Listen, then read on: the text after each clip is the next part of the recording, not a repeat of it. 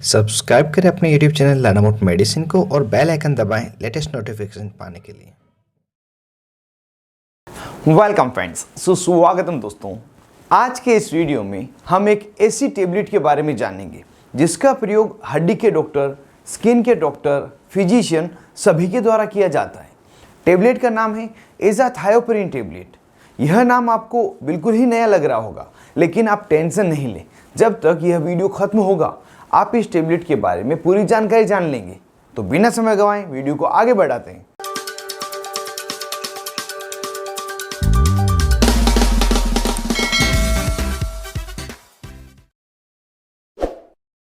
Hello friends, नमस्ते दोस्तों। एज़ाथायोप्रिन एक इम्यूनो सप्रेसेंट क्लास की दवा है जो हमारे इम्यून सिस्टम, रोग प्रतिरोधक क्षमता को कम करने का कार्य करती है। अब यहाँ पर आपके दिमाग में एक बात ज़रूर से आई होगी कि हमारा इम्यून सिस्टम तो बीमारियों को ठीक करने के लिए होता है, तो इसे दबाने का काम क्यों पड़ा? तो इसका जवाब है, आप बिल्कुल ही सही सोच रहे हैं कि इम्यून सिस्टम हमारे शरीर में बीमारियों को लगने से रोकता है, लेकिन कई बार इम्यून सिस्टम के ज़्यादा एक्टिव होने के कारण, ओवर एक्टिव होने के कारण हमें कई सारी बीमारियां लग जाती हैं। और कई बार हमें बॉडी पार्ट के ट्रांसप्लांट के समय इम्यून सिस्टम एक्टिव होने के कारण उसको एक्सेप्ट करने में समस्या होती है। तो ऐसी स्थितियों के लिए इम्यूनोसप्रेसेंट दवा दी जाती है। किन किन स्थितियों में इसे दी जाती है, इसे हम आगे विस्तार से जानेंगे। अभी हम जान लेते हैं यह दवा क्या स्ट्रेंथ में अवेलेबल है, क्या नाम से इसको आप मेडिकल स्टोर पर खरीद सकते हैं।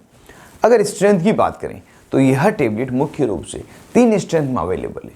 वह है 25 मिलीग्राम, 50 मिलीग्राम तथा 100 मिलीग्राम की स्ट्रेंथ, जिसे डॉक्टर आवश्यकता के अनुसार मरीज को एडवाइज करते हैं। अगर यहाँ पे जाने यह टेबलेट क्या नाम से मेडिकल स्टोर पे मिल जाती है, तो कुछ पॉपुलर ब्रांड नेम है जैसे कि एजा प्योर टेबलेट, एरेथा टेबलेट, एजोरान टेबलेट, एजेडआर टेबलेट, एटीजेड टेबलेट। यह कुछ पॉपुलर ब्रांड नेम है जिसके आपको इस मेडिकल स्टोर पे खरीद सकते हैं। इसके अलावा अगर दूसरे ब्रांड नेम से मिले जिसका कॉम्पोजिशन एज़ाथायोप्रिन ही हो तो उसे भी आप खरीद सकते हैं। अब यहाँ जान लेते हैं कि इस दवा का प्रयोग किन किन बीमारियों में डॉक्टर द्वारा किया जाता है। तो इस दवा का प्रयोग सबसे ज़्यादा हड्डी के डॉक्टर द्वारा किया जाता है, जिसमें रूमेटॉइड अर्थराइटिस प्रमुख है। यह वह बीमारी है जिसमें हड्डियों के जॉइंट में सूजन आ जाती है। मरीज को तेज दर्द होता है, जिसे हिंदी में हम गठिया के नाम से भी जानते हैं। इसके अलावा डर्मेटोलॉजिस्ट डॉक्टर जो स्किन के डॉक्टर हैं, वह भी मुख्य रूप से इसका प्रयोग लेते हैं। बीमारियां जैसे कि एटोपिक डर्मेटाइटिस, जिसे एक्जिमा के नाम से भी जानते हैं, जब लंबे समय तक व्यक्ति को एक्जिमा की समस्या होती है तो उस समय स्किन पर रेडनेस हो जाती है, जलन लगती है, खुजली होने लगती है, तो उसे हम एटोपिक डर्मेटाइटिस कहते हैं। और उस समय यह दवा डॉक्टर के द्वारा उस समय दी ही जाती है। इसके अलावा सार्कोइडोसिस नाम की एक बीमारी है जिसमें स्किन पर तथा स्किन के नीचे इम्यून सिस्टम के ओवर एक्टिव होने के कारण गांठें बन जाती है। यह शरीर के किसी भी हिस्से में हो सकती है और इनमें तेज खुजली होना, जलन होना, सूखापन रहना तथा खिंचाव रहना, यह समस्या होती है। इस समय यह टेबलेट दी जाती है। नेक्स्ट है ल्यूपस एरिथेमेटोसस, जो इम्यून सिस्टम से जुड़ी हुई बीमारी है।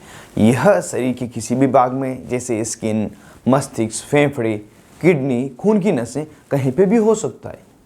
इसको भी ठीक करने के लिए यह दवा दी जाती है। कुछ पेट तथा इंटेस्टाइन से जुड़ी हुई बीमारियां हैं जिसमें क्रोहेन्स डिजीज, अल्सरेटिव कोलाइटिस यह प्रमुख है। जो बीमारियां पेट से होती हुई बड़ी आंत तथा गुद्दा तक पहुंच जाती है, इसमें भी यह टेबलेट दी जाती है। साथ ही कोई मरीज है जिसको किडनी या शरीर के किसी अन्य अंग का ट्रांसप्लांट हुआ है, मतलब उसे नया अंग लगाया गया है, तो उस समय इम्यून सिस्टम को कम एक्टिव रखने के लिए यह टेबलेट दी जाती है, जिससे कि जो नया अंग लगाया गया है उसे शरीर आसानी से स्वीकार कर ले। इस तरह से अलग अलग बीमारियों में इस दवा का प्रयोग डॉक्टर द्वारा लिया जाता है। यहाँ पर हमने सभी बीमारियों को नहीं जाना है, जो मुख्य बीमारियाँ हैं उन्हें ही जाना है। इसके अलावा भी कुछ बीमारियों की लिस्ट स्क्रीन पर दी जा रही है जिसे आप नोट कर सकते हैं। जो इम्यून सिस्टम के कारण होने वाली बीमारियां हैं, जिसे ऑटो इम्यून डिजीज़ कहते हैं, इसके लिए मैंने अलग से वीडियो बनाए हैं जिसमें कई अलग अलग बीमारियों के बारे में जानकारी दी है। उसे अगर आप देखना चाहते हैं तो पूरा आई कार्ड पर क्लिक करके देख सकते हैं। साथ ही डिस्क्रिप्शन में इसका लिंक दिया है जिसमें आप ऑटो इम्यून डिजीज़ को पूरी तरह से जान सकते हैं। अब जान लेते हैं इस टेबलेट के क्या क्या साइड इफ़ेक्ट होते हैं। कुछ सामान्य होने वाले साइड इफ़ेक्ट जिसमें व्यक्ति को बुखार आना, शरीर में दर्द होना, रात को पसीना आना, अनईजी सा महसूस होना, स्किन का सफ़ेद पड़ जाना, खुजली चलना, जगह जगह से चमड़ी का कट जाना, खून आना, हाथ पाँव में ठंडक महसूस होना, हल्का सिर दर्द होना, श्वास लेने में समस्या होना, पेट के ऊपरी हिस्से में दर्द रहना, कंधों में दर्द रहना, थोड़ा सा खाने पर पेट भरा हुआ लगना, वजन का कम होना, दस्त लगना, उल्टी होना, पेट दर्द होना, बालों का गिरना आदि, यह सभी तरह के इफ़ेक्ट जो है साइड इफ़ेक्ट में आपको मिलते हैं। अगर ये या इसके अलावा कोई दूसरे अनडिजायरेबल इफेक्ट मिले तो तुरंत ही आप इस टेबलेट को लेना बंद करें और अपने नज़दीकी अस्पताल में मिले। और यहाँ पर ज़्यादा से ज़्यादा जो साइड इफ़ेक्ट थे वो मैंने यहाँ पे कवर कर लिए। अब वीडियो के लास्ट में जान लेते हैं कि इस टेबलेट की क्या डोज होती है, किस तरह से डॉक्टर द्वारा लेने की सलाह दी जाती है। तो वैसे यह टेबलेट मरीज की बीमारी तथा बीमारी की गंभीरता के अनुसार निर्धारित की जाती है कितनी दी जानी है।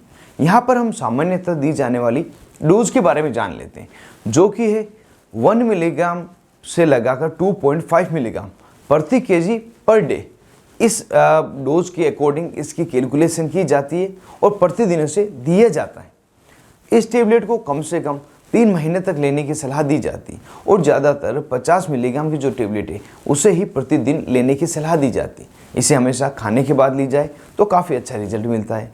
और कई बार इस टेबलेट को प्रेडनिसोलोन टेबलेट के साथ भी दिया जाता है और उस समय इस टेबलेट की डोज थोड़ी कम कर दी जाती है और आवश्यकता होने पर कुछ एडिशनल टेबलेट जैसे दर्द की दवा, सूजन को कम करने की दवा यह भी दी जाती है। एक बात विशेष तौर से ध्यान रखें, जब यह टेबलेट आपको डॉक्टर एडवाइस कर रहे हों तो उस समय डॉक्टर को अपनी पुरानी चल रही दवाओं के बारे में तथा बीमारी के बारे में पूरी जानकारी दें, जिससे कि आपको आवश्यकता होने पर ही यह दवा लिखी जा सके, इसकी डोज आपको लिखी जा सके।